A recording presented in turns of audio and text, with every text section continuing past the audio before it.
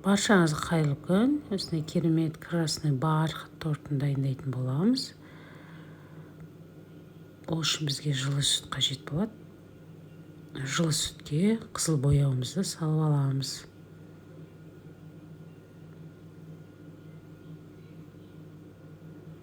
Мінекей менде осындай пищевой краситель қызыл.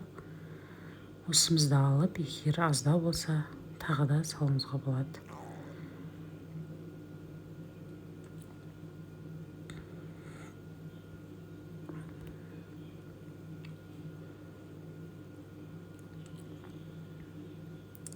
Мінекей жылы сүтімізге бояуымызды езіп қойып қоямыз. Оған дейін 4 жұмыртқамызды, бірінші санаттағы жұмыртқа менде.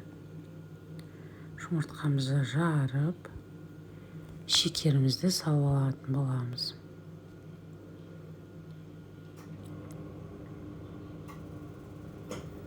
Енді жақсылап миксерлейміз. Ақ болып көпіргенше әдемілеп миксерлеп шығатын боламыз. Шекеріміз жақсы араласу үшін жұмыртқа екеуі.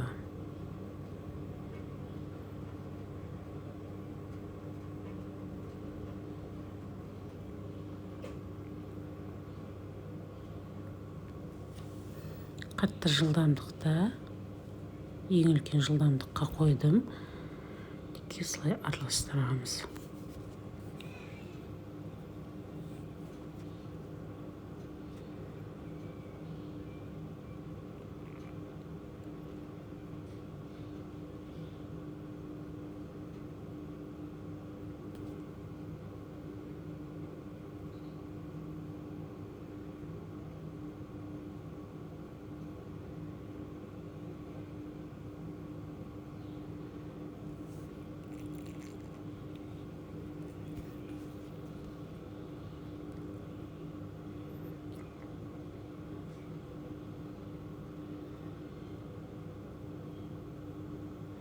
Шекеріміз бен жұмыртқамыз әдемі, осындай ақ болуға қажет. Мінекей болды, осылай неміз.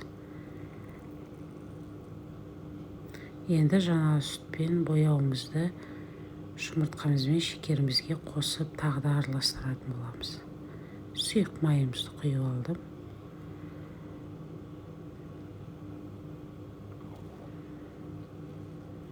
Егер бояу қанық қызыл емес десеңіз, өзіңіздің неңізге байланысты осылай араластырып болғаннан кейін тағы да бояу үстіне салып жіберуіңізге болады.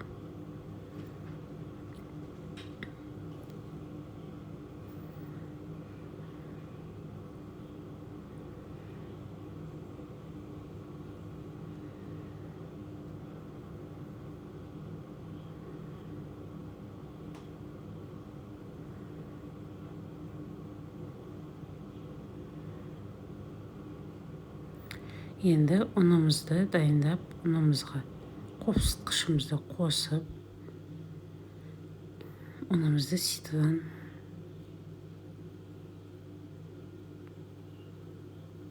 өткізетін боламыз. Мінекей, енді какао қосып жіберемін. Менде рахатовский какао. Енді ұнымызды ситыдан өткізіп, осылай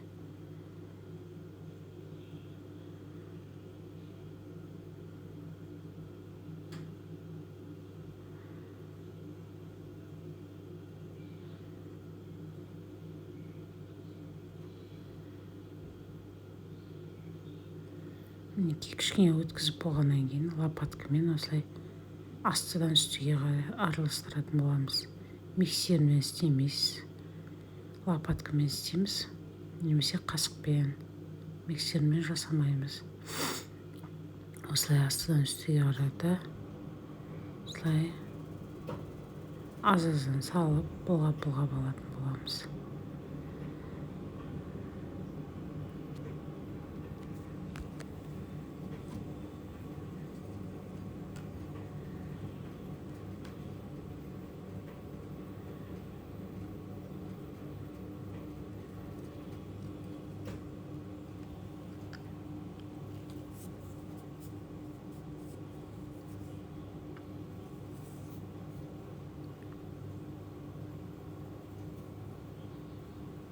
мінекей осылай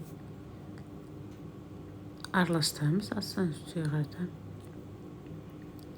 жақсылап араласу қажет.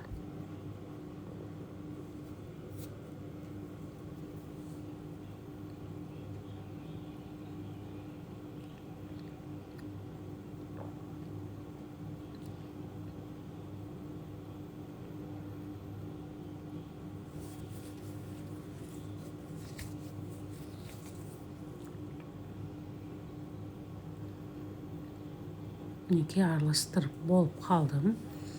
Бәрі араласып, жақсылап комок қалмау керек. Енді осылай формочканы алып, пергаменттік бумагаға ізді салып шығамыз. Ізін үшеуіне жасайтын боламын. Мінекей осылай ізін салып шықтым. Каждый міне үшіне жасайтын боламыз корж. Үш коржымызға теңдей етіп бөліп шығамыз қасықпен.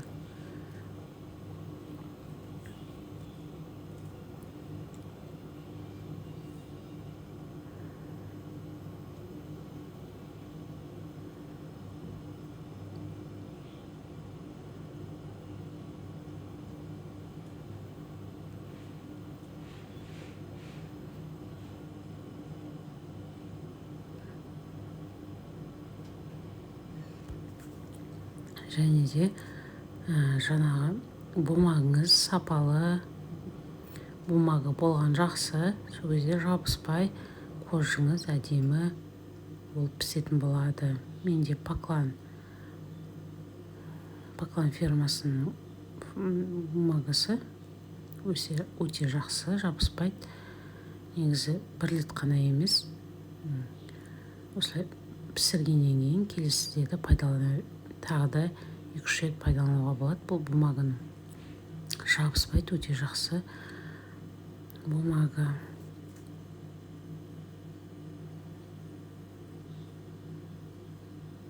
Мінекей осылай теңдей етіп бәрін бөліп шығатын боламыз.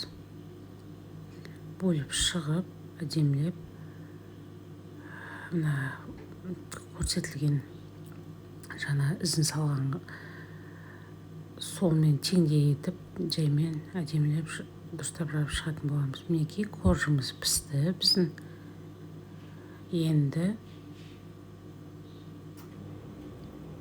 кремін дайындайтын боламыз. Креміне шекер, творожный сыр және де сливки қойдым. Осылай үшеуін араластырып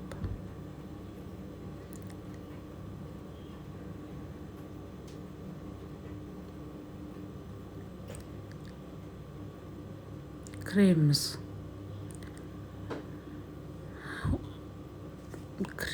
деген қатты болу керек. Өз формасын ұстайтындай жағдай жеткенше осылай араластыратын боламыз. Миксердің орташа жылдамдығымен. Және де сливкиіңіз, сырыңыз міндетті түрде мұздай болу қажет. Холодильниктен шыққан мұздай алдын ала шығарып қоймайсыз. Сол бойда жасаған бойда тез шығарып сол бойда жасау қажет. Жылып кетпеу қажет. А то креміңіз шықпай қалады.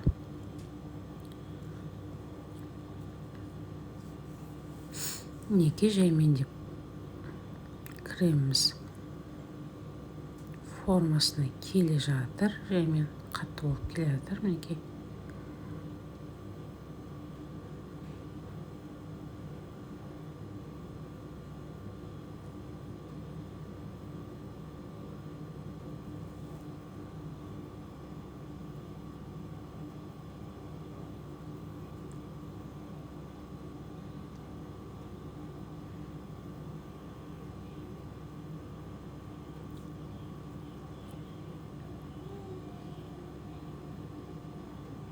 Мінекей осындай креміміз осындай қатты, өзінің формасын ұстайтындай осылай болу қажет. Енді осы лопаткамызбен көмегімен мешогымызға салып, менде мінекей мынандай насадка соған салып жағып шығатын боламыз тортымызға.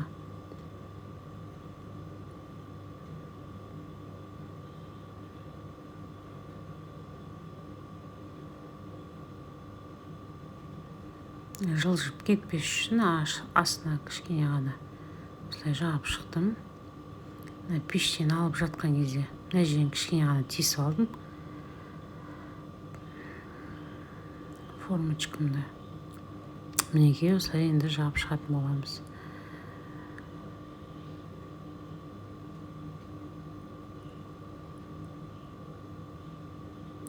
Каналым ұнаса, лайк басып, мені жоғалтып алмас үшін тіркеліп кетіңіздер. Жаңа рецепттермен бөлісетін боламын. Сұрақтарыңыз болмаса, түсінбей жатсаңыз, шықпай жатса, комментария бөліміне жаза кетіңіз, сұрақтарыңызды қоя кетіңіздер. Жауап беруге тырысатын боламын.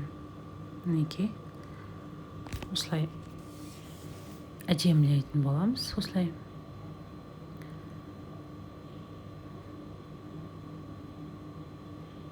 Орта жағына кремімізді былай жағып, осылай тегістеп шығамыз.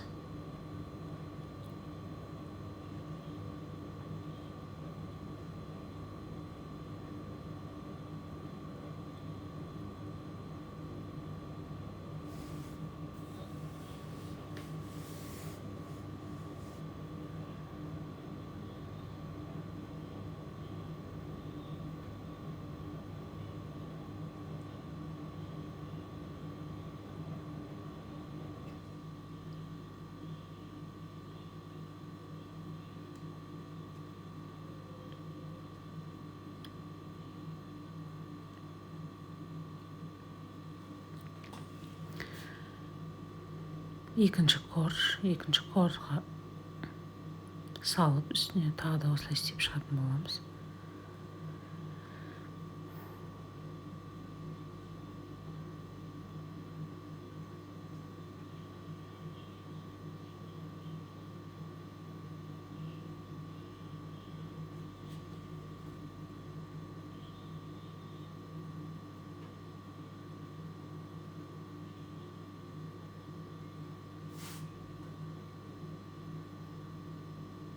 Қалғанына осылай дөңгелетіп шығатын боламын.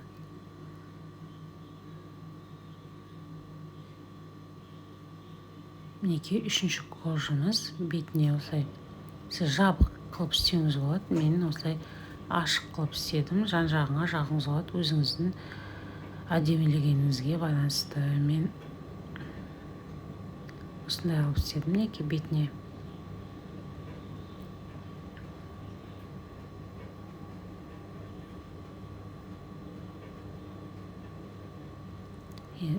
Осы креміміз жағып болған соң тортымызды бір күнге холодильникке қойып, торт пен корж, крем мен корж екеуі сіңетін болады бір-біріне. Өте дәмді, өте керемет шығатын болады.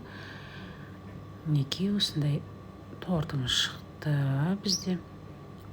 Енді бетіне әсемдеп, осындай кондитерский дүкенде сатылады, осындай. Мен сатып алдым осындайды. Бетіне осылай шеп шығатын боламын. Сіз өзіңіздің неңізге байланысты, егер бетіне себетін болмаса, бетіне какао себіп жіберіңізге болады, әдемілік үшін. Мен осындай нелерді бетіне себіп шықтым.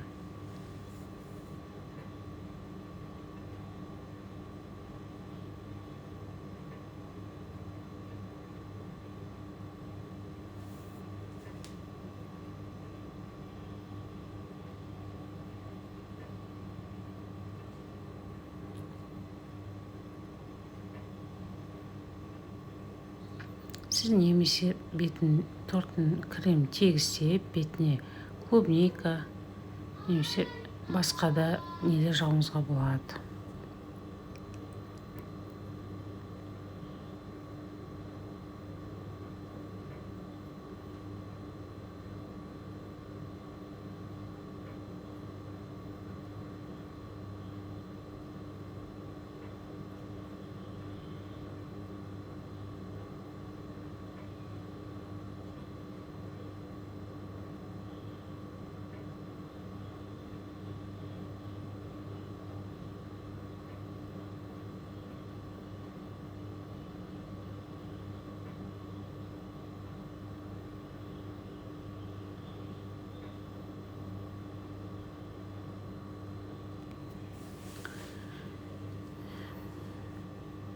мінекей каждыйдың бетіне осылай сеуіп шықтым.